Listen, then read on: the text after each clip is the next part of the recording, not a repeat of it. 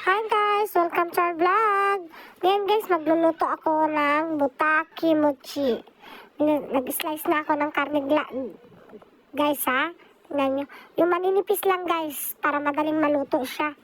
Ayan. Ayan yung kimochi guys ha. Ayan. Kimochi. Umaga. Wakaranay. Ayan guys. Kimochi. Magluluto tayo. Tapos lagay na natin ang karne. Ayan. Ayan guys, lalagay natin. Ano lang natin, simpleng luto lang yan guys. Napakadali. Ayan lang. Igisa mo lang yan siya. Ayan, tawag yan sa Japanese guys, butaki mochi. Wala ka naman ang ibang ilalagay dyan. Pwede mong lagyan.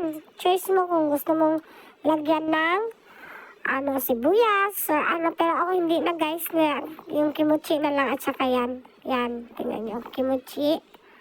Ayan. Ayan. Masarap yan guys. Try nyo. Masarap talaga. Pwede siyang ulam sa kanin. Ayan. Ayan. Halo-halo lang guys. Mekos-mekos. Konti. Ayan. Ayan guys. Lapit na matapos yan guys. Ayan. Sarap niyan. Naku. Mapapakain na naman tayo nito ng marami. Medyo maanghang pa rin yung kimochi. Ayan guys, tapos na. Thank you guys. Thank you for watching.